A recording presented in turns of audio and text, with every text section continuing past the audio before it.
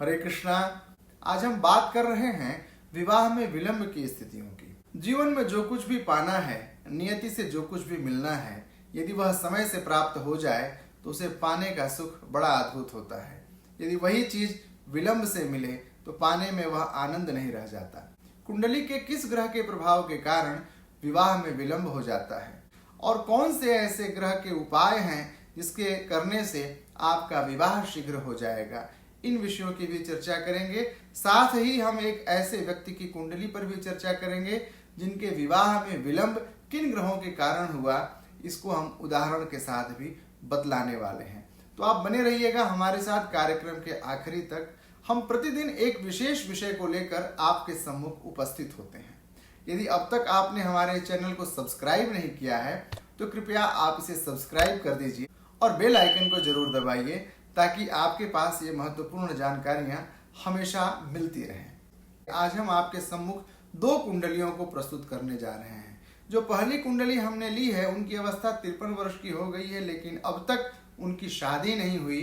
वो भारतीय राजनीति के शीर्ष पद पर हैं। भारतीय राजनीति में सत्ता प्रतिपक्ष के नेता हैं श्रीमान राहुल गांधी जी। राहुल गांधी जी की अभी तक शादी नहीं हुई। राहुल गांधी जी की कुंडली हमारे सामने है, हमारे पास में है। विश्वस्त सूत्रों के अनुसार मुझे यह जानकारी हुई कि राहुल गांधी जी का जन्म 18 जून 1970 को रात में 21:52 पर यानी 9:52 पर दिल्ली में उनका जन्म हुआ।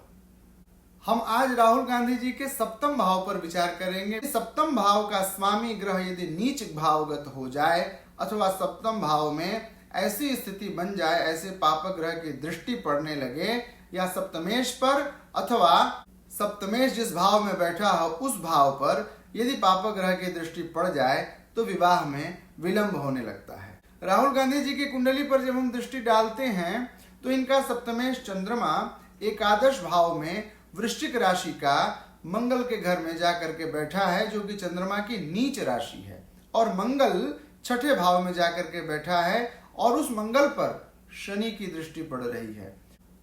तो सप्तम भाव का स्वामी चंद्रमा एकादश भाव में नीच का हो गया और सप्तमेश जहां बैठा उस भाव का स्वामी मंगल छठे भाव में शत्रु के भाव में जा बैठा और उस पर नीच भावगत शनि की दृष्टि भी पड़ने लगी, जिसके कारण अब तक राहुल गांधी का विवाह नहीं हो सका। राहुल गांधी जी जन्म कुंडली से मांगलिक तो नहीं है, लेकिन चंद्र कुंडली से मांगलिक हैं। यह भी एक वजह है कि इनकी शादी अब तक नहीं हुई। राहुल गांधी जी की नवमांश कुंडली पर जब हम दृष्टि डालते हैं तो उनका जो नवमांश कुंडली का जो सप्तमेश है शुक्र, मैंने कहा था कि शुक्र ग्रह विवाह का कारक ग्रह है, बड़ा ही सुंदर ग्रह है। वह शुक्र इनके रोग और शत्रु के भाव में छठे भाव में जाकर के बैठ गया। यह भी एक बड़ा ही महत्वपूर्ण कारण है जो कि अब तक 53 वर्ष की अवस्था में भी राहुल गांधी जी की शादी नहीं हो सकी। यदि आपकी कुंडली में शुक्र, शनि, मंगल इन तीनों में से कोई भी दो ग्रह या तीनों ग्रह एक साथ एक भाव में यदि मिल जाते हैं तो विवाह में विलंब के योग बनते हैं। इस योग का प्रत्यक्ष उदाहरण देखने को मिलता है बॉलीवुड के चमकते हुए सितारे सलमान खान की कुंडली में। सलमान खान की कुंडली में सप्तम भाव का स्वामी ग्रह है शुक्र, जो कि दशम भाव में शुक्र मंगल के साथ में युति किया हुआ है। यही वह प्रतिबंधक योग है जिसके कारण 58 वर्ष की अवस्था होने के बाद भी सलमान खान अब भी कुंवारे हैं। सलमान खान की चंद्र कुंडली में यही मंगल और शुक्र द्वादश भाव में बैठ गए हैं, जो कि पूर्ण मांगलिक योग भी बनाते हैं। यह भी एक कारण है कि सलमान खान का अभी तक विवाह ही नहीं हुआ। अब यदि इन ग्रहों के परिहार की बात करें, उपाय की बात करें, जिन ग्रहों के कारण विवाह में प्रतिबंधक योग होते हैं, विलंब होते हैं, तो उसमें सबसे विशेष बात यह आती है कि यदि मांगलिक दोष है तो मांगलिक दोष की शांति करनी चाहिए और जिस ग्रह के कारण जो योग आपकी कुंडली में बन रहा है उस ग्रह का तात्कालिक उपचार कर लीजिए। और आपकी कुंडली में नवमांश की जो स्थिति बन रही है, नवमांश का जो सप्तम भाव का जो स्वामी है, लग्न का जो स्वामी है, शुक्र से सप्तम की जो स्थिति है, उस ग्रह का उपचार कर लीजिए। इससे विवाह की समस्या का समाधान हो जाता है। लेकिन इन सारे विषयों की सूक्ष्म विवेचना के लिए योग्य ज्योतिषी से अवश्य मिलना चाहिए।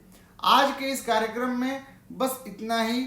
आप हमारे साथ बने रहिए और भी महत्वपूर्ण विषयों को उदाहरण के साथ हम आपके सम्मुख प्रस्तुत करने का प्रयास करेंगे। आप अब तक यदि हमारे चैनल को सब्सक्राइब नहीं किए हैं तो सब्सक्राइब कर दीजिए, बेल आइकन को दबा दीजिए ताकि आपको यह महत्वपूर्ण जानकारियां हमेशा मिलती रहें।